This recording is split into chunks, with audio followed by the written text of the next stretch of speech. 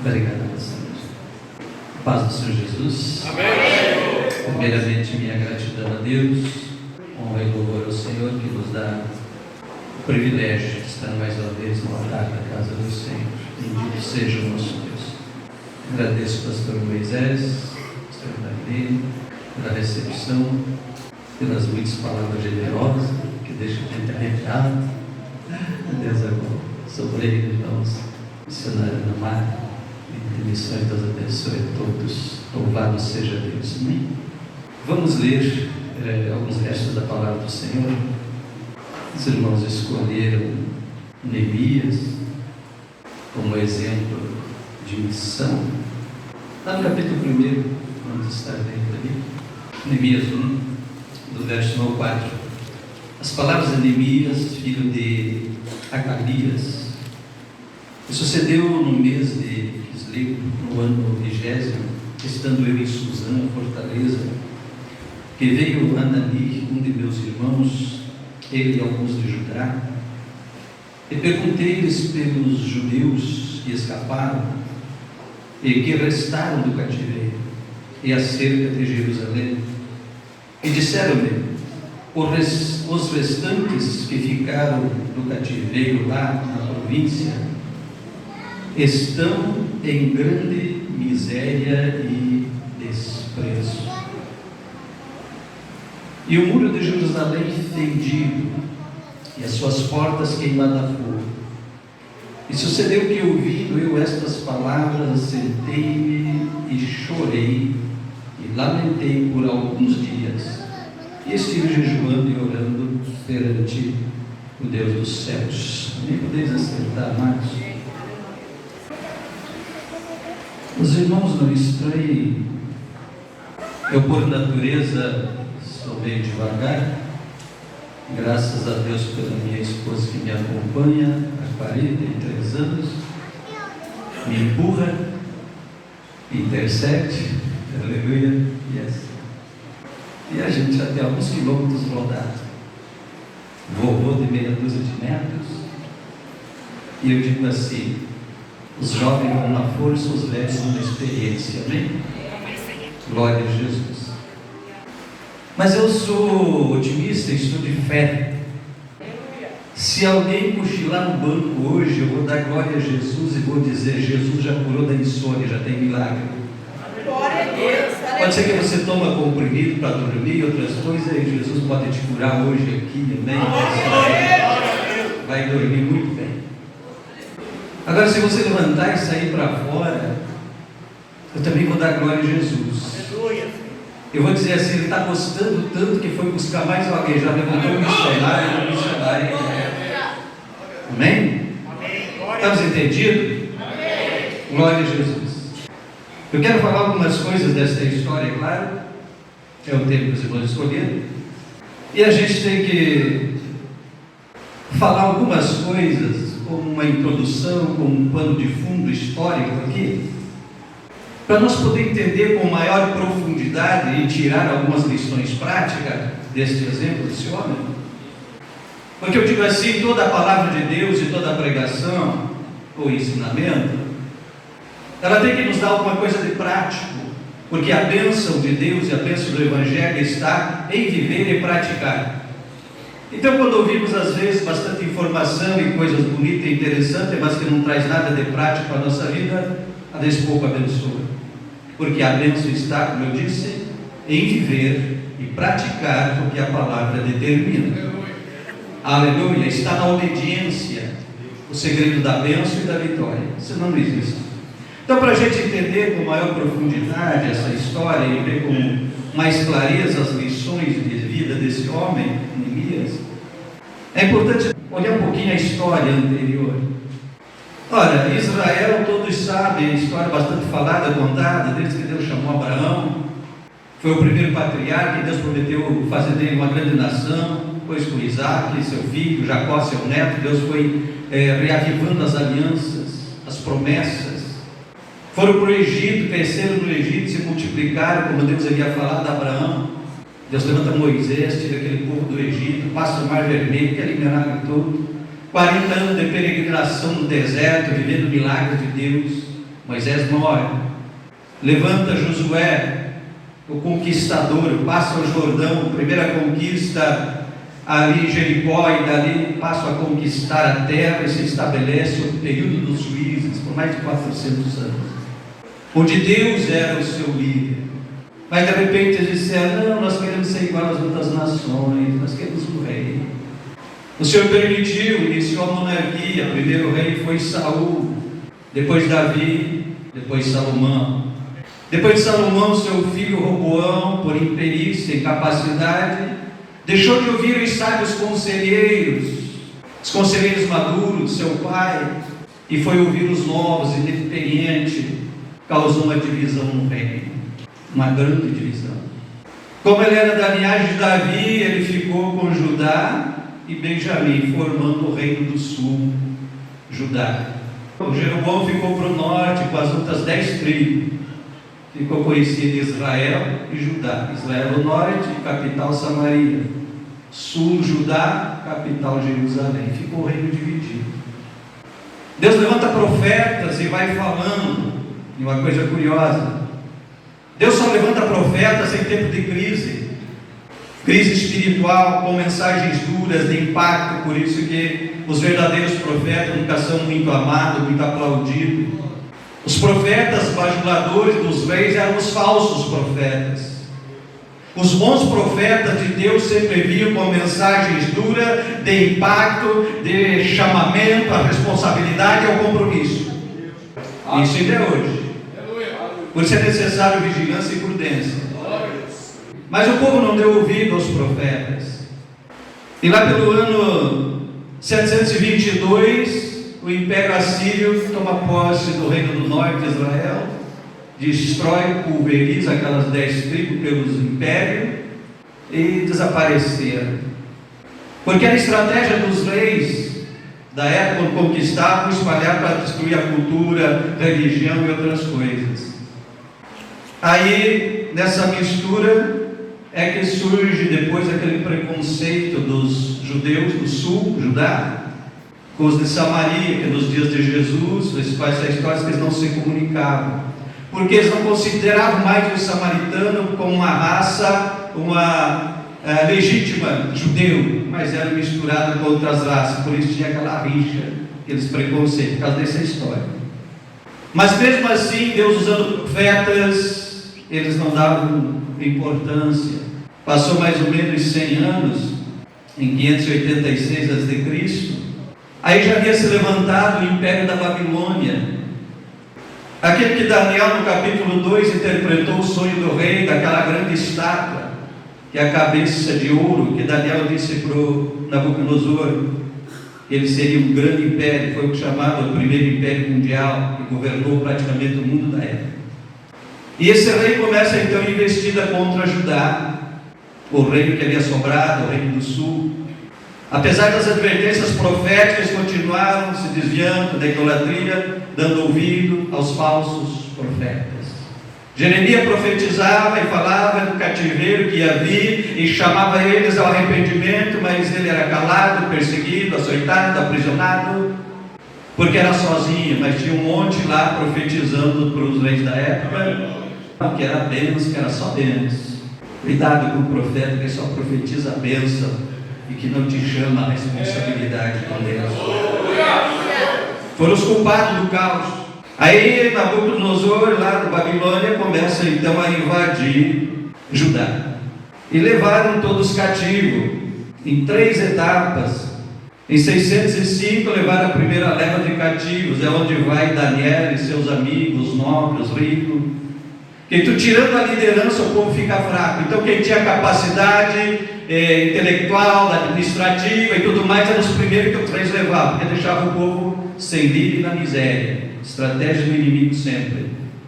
O inimigo sempre quer destruir lideranças. Cuidado, não entra nesse tipo de barco. Aí levam os nobres, os líderes, maioria, vai para lá. Depois, em 597, levam a segunda leva de cativos, é onde vai Ezequiel. Ezequiel era para ser sacerdote, mas vai lá para o cativeiro, era jovem, de 20 e poucos anos, e lá no cativeiro, na Babilônia, Deus levanta ele como profeta. Jeremias ficou na terra com os pobres, com os coitados que lá sobraram, e lá entre os cativos Deus levanta Ezequiel como profeta, para encorajar o povo e dizer que haveria uma libertação, que haveria uma restauração, e animava o povo na escravidão. E em 586, nesse ano, acontece o pior, que é marcado como uma data histórica, quando por causa da rebeldia do rei Joaquim, que estava em Jerusalém, se rebelou, o rei Nabucodonosor mandou lá e destruíram tudo. Cidade, muro, templo queimado, destruíram tudo e levaram toda aquela riqueza. Lembra que esse templo era Salomão que havia construído, era com muito ouro, muita prata, bronze, que tinha também muito valor na época, era muita riqueza. E é nesse período que a arca desapareceu, que Ezequiel profetiza quando veio a glória de Deus se levantando do lugar santo e saindo para a porta, e depois da porta foi embora.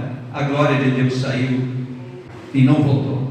Quando foi voltar, que era Jesus Cristo, porque Ageu havia profetizado, a glória desta casa, da última casa, será maior que a primeira. Quando Cristo voltou, eles rejeitaram, botaram para fora, botaram na cruz e disseram que o sangue dele caia sobre nós, por isso Israel sofre até hoje. Então essa é a data trágica, que Israel, Jerusalém, o templo e tudo é queimado, destruído e saqueado. E aí entram os períodos mais tristes da história. Mas acontece que nesse tempo levanta outro império, que foi o Medo-Persa. A Média-Pérsia, unido, levantou-se um grande império, conforme Daniel havia profetizado para aquela visão daqueles sonhos do rei, da estátua. E os persas se levantaram, se fortaleceram e dominaram, conquistaram a Babilônia. Então daí já não era mais o Império Babilônico, já era o Medo-Persa no controle, que estava então dominando. Isso lá pelo ano de 539, é Ciro II, chamado Ciro o Grande, cumprindo a profecia de Isaías capítulo 45. Ora, Isaías profetizou isso mais ou menos 200 anos, 200 e poucos anos antes.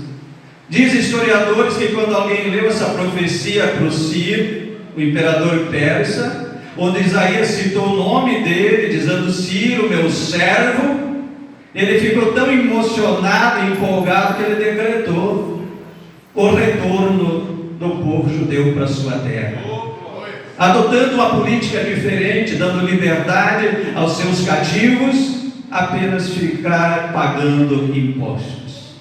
Para ele decretou o retorno deles, e eles retornaram. E aí o livro de Esdras é o que conta esses fatos, também. E eles voltaram também, assim como foram escravos em 3 etapas, levados em 3 levas. O retorno para a terra, para Jerusalém, também aconteceu em 3 etapas. Então a primeira dessa de Ciro, que ele decretou, está no ano 538. E aí Zorobabel volta com a primeira caravana de cativos, livres agora, cerca de 50 mil pessoas. Eu estava vendo a distância da Babilônia até Jerusalém, é mais ou menos 1.440 quilômetros. Como é que eles viajavam? De avião? De carro? De Corolla? Não, a pé e a cavalo, retornando para casa. Imagina que aventura, que coisa impressionante. E eles retornam nessa grande caravana. É aí que entra Ageu e entra Zacarias e Neemias, acrescentando informações maravilhosas nesse período.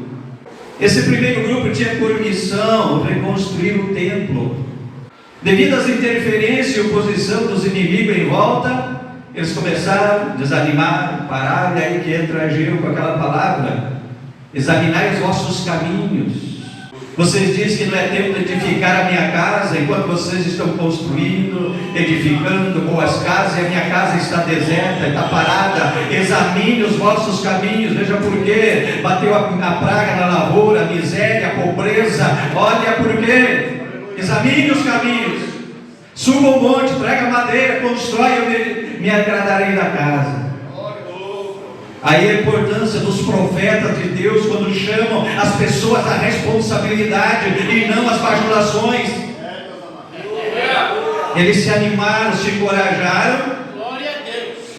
A segunda leva de retorno foi em 458 com Esdras. E a terceira leva dos livres foi em 444 com Neemias, onde entra a nossa história. Se você entendeu o que eu falei até agora, vai nos ajudar a entender melhor agora a missão desse homem. Se você olhar entre 538 a.C. a 444 a.C., dá aproximadamente 94 anos. Às vezes a gente lê a palavra assim, sem prestar muita atenção, não se dá conta disso.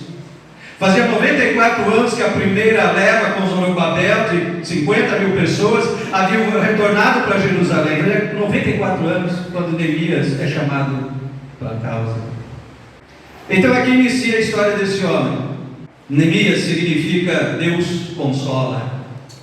Naquele tempo eles costumavam dar os nomes com alguma significação profética. Então ele trabalhava como copeiro do rei, como ele mesmo dizem no livro, que era o Artaxerxes, lá o imperador da Pérsia, dessa época. Um copeiro era aquele responsável por preparar a mesa, as refeições do rei. Provava a comida, provava a bebida do rei para evitar riscos de envenenamento do rei. Os reis sempre tinham muitos inimigos. Então ele era uma pessoa de uma extrema confiança do rei. Era um homem muito confiável. E essa total confiança que o rei tinha, que Neemias tinha perante o rei, atestava o seu caráter de homem. Segundo, estudando o livro dele, a história dele, dá para ver que ele era um homem justo, ele era um homem honesto, ele era um homem generoso, ele era um homem corajoso, ele era temente e fiel a Deus. Ele amava o seu povo, a sua causa. Ele era um excelente líder. Você se identifica com alguma qualidade dessa? Porque esses também são os atributos necessários hoje para qualquer servo de Deus que pensa em fazer a obra de Deus, que acredita ter um chamado de Deus, que acredita que possa ser um missionário, um pregador, um pastor, um obreiro da casa do Senhor, também precisa desses atributos, senão está desqualificado. Glória a Jesus. Tem alguém cochilando aí já ou não? Alguém deu alegria, glória a Deus. Deus está fazendo milagre, amém?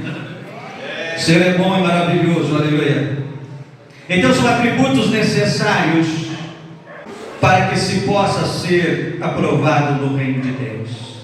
Porque hoje a gente enfrenta algumas dificuldades. Pastor Moisés, pastor presidente desse campo, sabe muito bem disso, é uma experiente. Muitas vezes tem pessoas que a gente olha e diz, é uma ótima pessoa, tem capacidade, e ela diz, não quero. Aí tem gente que não tem capacidade nenhuma e diz, eu quero. E aí tem que trabalhar muito para preparar alguém para alguma coisa. Mas alguém tem que fazer a obra de Deus. Então se você acha que alguém não está fazendo muito bem, te prepara para fazer melhor em vez de tentar impedir quem está fazendo alguma coisa. Aleluia. Não sei qual desses você se encaixa, mas hoje é palavra de profeta de Deus, então recebe. Aleluia. Se você se identifica com aquele que tem capacidade, mas se recusa a fazer, ou é aquele que não tem capacidade, mas quer fazer, que Deus tenha misericórdia e te capacite para provar para aquele de nariz empinado que é Deus que faz e não a gente. É Ele que chama, qualifica e capacita.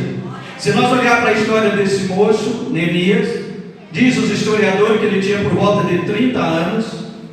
Então, com certeza, os pais dele voltaram para Jerusalém e ele ficou lá como servo. E a verdade é que Deus trabalha desde a infância. Porque quando Deus chama, tipo Ezequiel mesmo, ou Jeremias, ou Isaías, mas foi Isaías que disse que no ventre Deus ainda chamou ele pelo nome. Então Deus tem um projeto desde antes do nascimento. A sua vida não é um erro de projeto, a sua vida é a verdade de um projeto de Deus que começou antes de você nascer. Quem diz que família é projeto falido é Satanás. Que família sempre foi projeto de Deus para produzir pessoas dignas para o reino de Deus, para a obra e o chamado de Deus. São verdades que precisamos entender. Depois Neemias recebe a visita, lá no verso 2. Ele mesmo diz que seu irmão e mais alguns de Judá. E é que nós vemos o coração dele pelos seus. E ele pergunta, lembra que naquele tempo não tinha nenhum meio de comunicação? E hoje, com tanta facilidade que nos temos, a gente usa isso para tanta coisa inútil, não é verdade? Vamos usar melhor as coisas hoje para o bem? Uma distância dessa, o único meio de comunicação era mensageiros a cavalo. Então, quando chega alguém, ele está ansioso por notícias.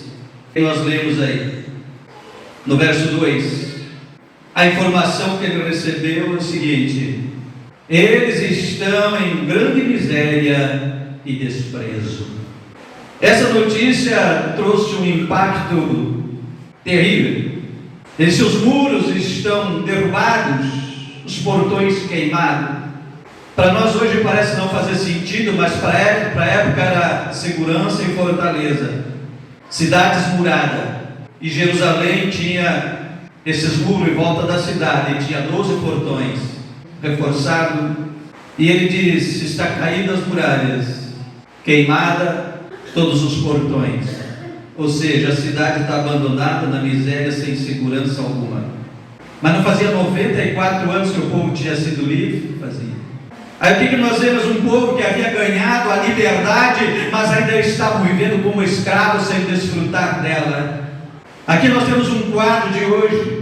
Já ganhamos a liberdade em Cristo Jesus, mas temos milhares e milhões de pessoas vivendo ainda na miséria, na escravidão, porque não sabe aproveitar a liberdade que o Senhor já nos deu. Até pessoas religiosas dentro da igreja, mas que não estão desfrutando nem vivendo a liberdade e as bênçãos dessa libertação. Só tem um interessado numa vida de miséria do povo. Você já sabe o nome dele, Satanás. Sabe por quê? Lá em Eclesiastes capítulo 9, verso 14 a seguir, tem uma historinha, ou uma grande história. Diz que um grande rei com um exército fortificado cercou uma pequena cidade. E ali diz assim: naquela cidade havia um sábio, um homem sábio, que com seu conselho livrou aquela cidade. Mas diz assim: mas aquele homem era pobre, e esqueceram dele. O pobre nunca é ouvido. Por isso Satanás quer todo mundo na miséria, porque para o miserável ninguém dá atenção. Você já viu algum pobre coitado ser entrevistado na televisão, no rádio, nos meios da internet hoje? Tantos canais de internet que tem hoje, podcasts, outras coisas. Você já viu algum miserável ser entrevistado lá? Não. Porque todo mundo quer ouvir alguém que tem sucesso em alguma área, que prosperou, que fez alguma coisa extraordinária. Aí esse todo mundo quer entrevistar, todo mundo quer ver. Qual é o segredo da sua vitória, do seu sucesso? Conta, porque todo mundo quer. Mas o miserável todo mundo esquece. Então a história de Eclesiastes diz que esse homem livrou, mas todo mundo esqueceu dele porque era pobre. Então quando alguém está na miséria e na pobreza, ninguém dá bola, o mundo não olha, ninguém se interessa, porque não tem nada. Vê como é disputado as redes sociais hoje. Qualquer um que posta qualquer bobagem lá, às vezes uma besteira, mas faz sucesso, tem um monte de curtida, de comentário, vira influencer digital. Mundo miserável que a gente vive. Mas essa é a verdade. Então o maior interessado na miséria e na pobreza é Satanás. Então aquele povo estava nesse estado, decaído, apesar de ter ganhado a liberdade, estavam lá em miséria. Quando Neemias recebe essa notícia, ela lhe causa uma profunda comoção e quebrantamento. Diz lá no verso 4, te lemos aí, que ele se prostrou, chorou, jejuou, diz aí, por alguns dias. Foi um quebrantamento, arrependimento. Interessante, se for ler a oração dele, ele fazia a confissão dos pecados dos seus pais, dos seus ancestrais, como se fossem dele mesmo. Isso é intercessor, isso é ser sacerdote, isso é ministério de Cristo, isso é ministério da igreja, isso é missões. Você ter empatia, sentir as dores, as necessidades, se colocar no lugar do outro, chorar as dores do outro. Foi por isso que Paulo disse em uma das suas cartas que haja em vós o mesmo sentimento que houve também em Cristo Jesus. Aleluia. Missão é isso. Então Neemias entra nesse estado de quebrantamento, de choro, de jejum, de intercessão. E aí ele vai perante o rei, porque era o serviço dele, preparando a mesa, e o rei olha para ele e diz: por que o teu semblante está triste e decaído? Tu não está doente? Neemias disse: eu tive medo. Sabe por quê? Naquele tempo não podia expressar tristeza diante do rei. Era risco de ser banido, preso ou até morto. No palácio não podia ter cara de tristeza, ainda mais o oficial que servia direto ao rei. Então quando o rei olha para ele e diz: por que está triste o teu semblante? Tu não está doente? E é interessante nessa pergunta que ele diz que teve medo, e apesar do risco, ele viu ali uma oportunidade. São coisas que Deus faz, e a gente precisa entender as oportunidades quando elas se abrem. Ele estava em jejum e oração, ele estava buscando a Deus, e de repente acontece aquela situação, quando o rei diz isso para ele e faz uma pergunta: o que eu posso fazer? O que tu queres que eu faça? E aí ele tem a oportunidade, e ele diz assim: então eu orei ao Senhor. Não foi precipitado na sua resposta, mas eu creio que também não disse para o rei: dá um tempinho aí que eu vou orar, depois eu venho falar contigo. Não tinha isso também com o rei, né? Mas ele já estava em jejum e oração. Eu creio que naquela hora, aquele momento que a gente muitas vezes se depara, que a gente não passou um momentozinho assim de surgir uma situação e você aquilo: Senhor, me dá uma direção, me dá uma palavra, e agora o que eu faço? É na hora. E aí então ele, com a direção de Deus, ele diz assim: como eu posso estar feliz? Como eu posso estar alegre? Quando a minha cidade, a terra da sepultura dos meus pais, está em miséria, muros destruídos, portões queimados, e o povo em abandono e miséria, como eu posso estar feliz? Só que ele não ficou só nisso. O rei entendeu a situação e ele aproveitou a oportunidade. Me dá uma equipe, uma caravana, para mim ir lá fazer uma restauração. Me dá carta para os reis das cidades. Lembra que era 1.400, 1.500 quilômetros de viagem, ia passar por muitos reis e cidades, todos subordinados, claro, ao império. Por isso ele pede ao imperador da carta, para que me dê provisão pelo caminho, ao responsável pela floresta lá, que me dê madeira para a reconstrução. Ele já tinha tudo na cabeça, porque ele estava em jejum e oração, ele já tinha a direção de Deus sobre o que fazer. Aleluia! Aleluia! Glória a Deus. São lições para a gente. Se o próprio Jesus não fazia nada sem primeiro orar e consultar e buscar a direção de Deus, por que a gente quer fazer as coisas sem oração? Aleluia!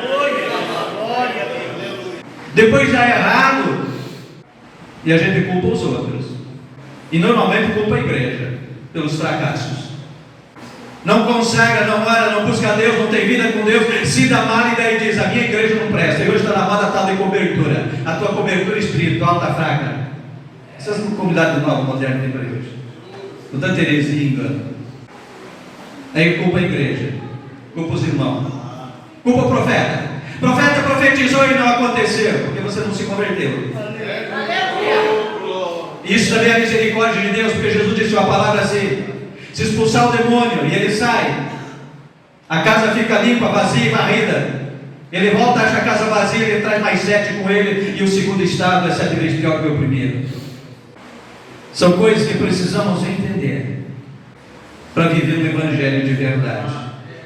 Pastor, não está falando do Antigo Testamento? Estou, mas o Antigo Testamento é cheio de simbologias proféticas, tipologia e simbologia profética. Se nós não pudermos para o Novo Testamento, podemos cometer erros.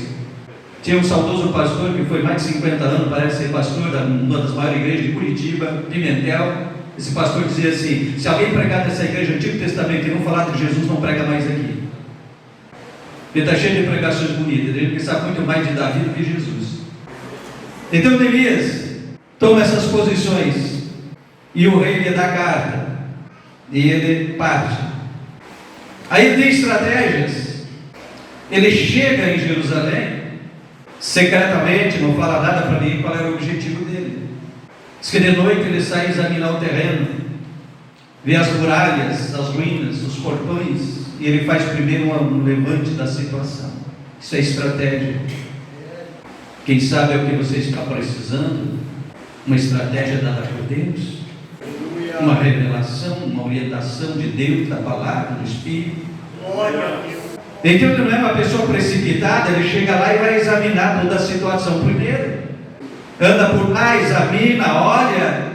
Lá no capítulo 2, verso 17, é daí que ele chama os líderes, o povo de Jerusalém, as lideranças, para revelar qual era o propósito dele. E aí que ele convoca o pessoal para o trabalho. E é tão interessante que ele chega dizendo: olha a situação de miséria em que estamos. Ele não se exclui. Então às vezes é necessário conscientizar as pessoas. Existe algo melhor? Existe. Mas é preciso reconhecer o estado de miséria que está. Aleluia. Olha o estado que está. Tem pessoa que está perdida no vício, na droga, no pecado, em tudo quanto é coisa, e não reconhece a situação. Está longe de Deus, com a família, aos frangalhos, na vida, em tudo, e acha que está bem. Então Neemias diz: olha o estado de miséria em que estamos, que Jerusalém está assolada. E aí ele faz o convite: vinde comigo, reedifiquemos Jerusalém. Aí nós vemos a liderança dele, que as pessoas atenderam o convite dele. É necessário uma tomada de posição para se mudar situações, você não muda. Como eu disse, tem pessoas que estão acostumadas, acomodadas numa situação, convivendo e aceitando, às vezes a escravidão, a miséria, o problema, e dizendo: a vida é assim mesmo.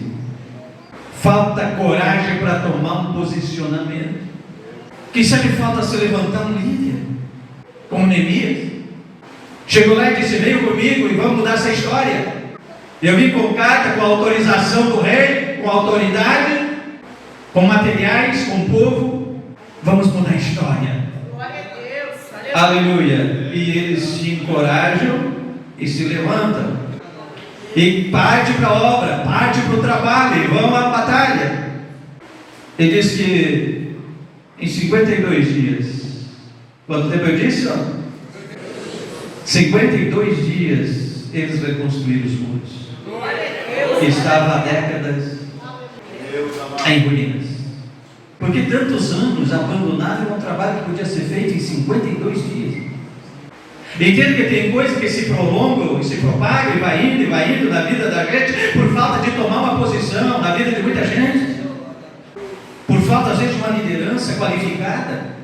Esse homem chega, muda a história, em 52 dias reconstrói. E aí diz assim: quando os inimigos olharam e viram que em 52 dias os muros estavam prontos, levantados. A história é longa dos inimigos que estavam sempre tentando atrapalhar. Tinha aquele Sambalate, Tobias, Gerson e outros lá, né? Diz assim: quando eles viram os muros prontos, diz aí no verso 16 do capítulo 6, os inimigos temeram. Aleluia. Temeram, se abateram muito aos seus próprios olhos. Por quê? Porque viram que Deus era com aquele povo. Temeram muito, se abateram aos seus próprios olhos, porque viram que Deus estava no meio daquele povo.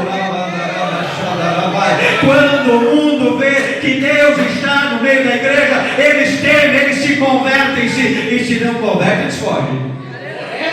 Mas temem, porque vê que é um Deus que tem poder.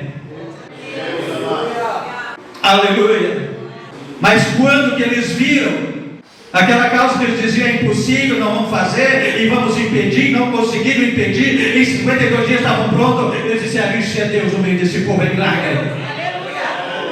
É os sinais que atestam Deus no nosso meio. E quando eles veem, quando eles percebem isso, há temor, sim. E a coisa precisa ser recuperada, porque nos últimos anos ou décadas se perdeu o respeito. Líderes espirituais, seja pastor, seja padre, seja bispo, seja missionário, viraram casos de piada, críticas, calúnias. E hoje que esse inferno de internet, todo mundo acha de botar lá e postar todo quanto é tipo de acusação, de crítica, de calúnia, de perseguição, de tudo. Não se tem mais respeito por liderança nenhuma. Mas quando eles veem Deus no negócio, as coisas mudam. E depois disso, reconstruído, lá no capítulo 7, diz que eles acham e começam a ler os registros antigos e encontram lá o livro dos registros das genealogias. O que é isso? O resgate da identidade. Quando levado cativo, tiveram até os nomes mudados. Você sabe a história de Daniel e dos amigos dele? Que a gente costuma citar o nome pagão, mas o nome deles era diferente. Os nomes hebraicos deles, o Ananias, o Azarias, o Misael, mas eram nomes hebraicos, eram nomes, por quê? Mudaram para nomes pagãos, para tirar a identidade deles de judeu, esquecer da religião e do Deus deles. Daniel passou a ser Beltzazar, que significava Baal te proteja, e assim por diante. Agora, quando eles acham o livro com os registros da genealogia e começaram a identificar a sua linhagem, era a identidade sendo restaurada. Isso também aponta para a gente. Você sabia que você tem uma identidade celestial? Jesus fala com Nicodemos, diz assim: quem é nascido da carne é carne, genealogia de Adão. Quem é nascido do Espírito é Espírito, gerado em Cristo. Nós temos uma identidade celestial. Que o inimigo tenta roubar e destruir, mas a identidade foi restaurada. Depois foi restaurado no capítulo 8 o culto. Leram a lei, buscaram e tem aquela famosa palavra: hoje é dia de alegria, envie porções a quem nada tem, se alegrem, parem de chorar, porque a alegria do Senhor é a nossa força. O culto é restaurado, restabelecido. Restaura a alegria, o gozo, a comunhão. No capítulo 9 continua com o reavivamento que eles trouxeram, que esse homem trouxe, usado por Deus. E no capítulo 9 é confirmada e restabelecida a aliança com o Senhor. A aliança foi restaurada. Restaurada a comunhão, restaurado o culto, restaurado a lei.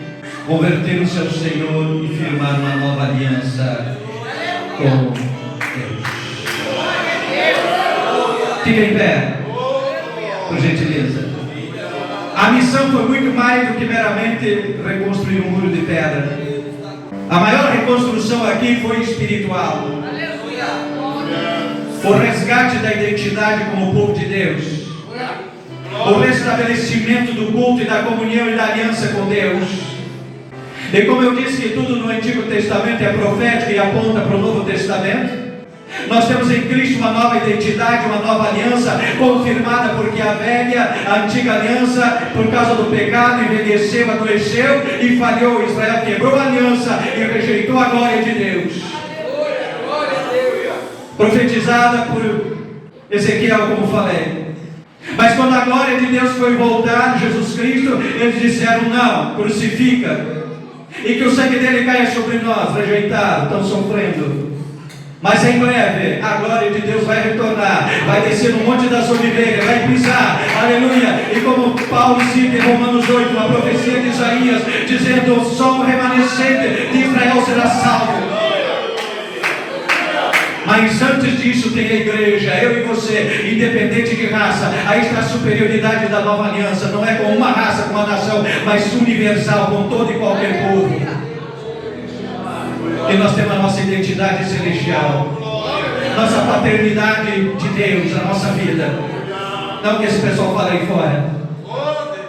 Cidadão do céu, restaurado, restabelecido, restituído, aleluia, em todo sentido, para poder estar. Toda a glória que Adão e Eva perderam no jardim por causa do pecado, Cristo está restaurando na igreja. E aí João disse assim: assim como Ele é, o veremos, como Ele é, assim o veremos e seremos semelhante a Ele. Aí que a obra estará completa.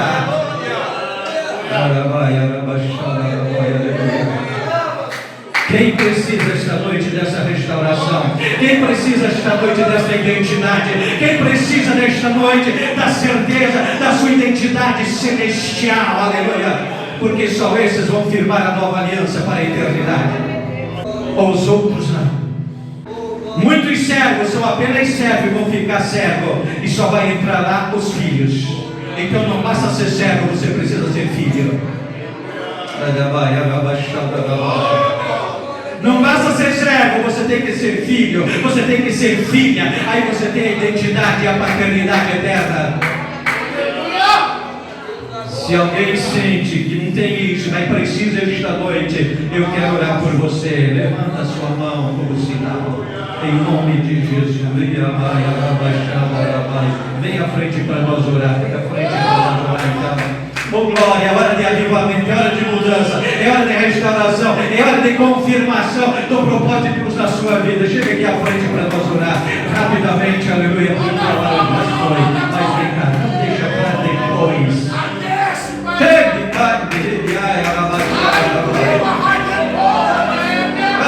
O Espírito Santo certifica com o nosso espírito que somos filhos. Você não pode sair daqui sem esse testemunho na sua vida. Vai lembrar do calor da tua glória, da tua unção, da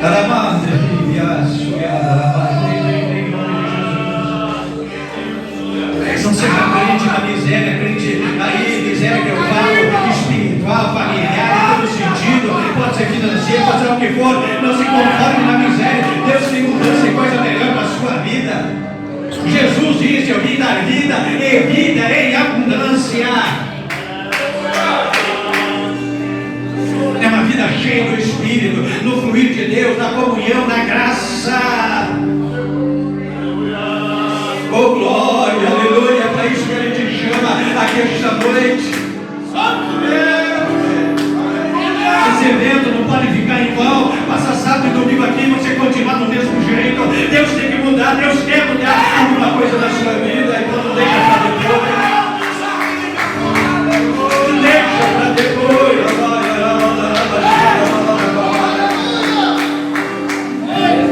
Pastor Moisés, se não possível os obreiros descer por as mãos, é possível. Então os obreiros, com a direção do pastor, vocês têm autoridade para descer por as mãos, porque isso é bíblico, no impor das mãos. Deus dá dons, Deus aviva, Deus cura, Deus confirma, Deus faz milagre, Deus confirma chamados. Aleluia, pode chegar mais perto, pode chegar mais perto, aleluia.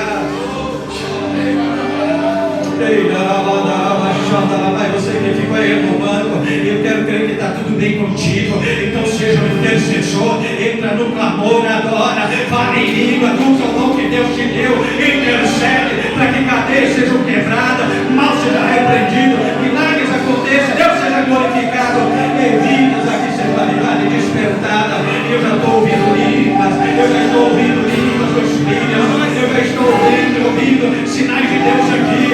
Então adora e glorifique, igreja, não fique indiferente. Amém.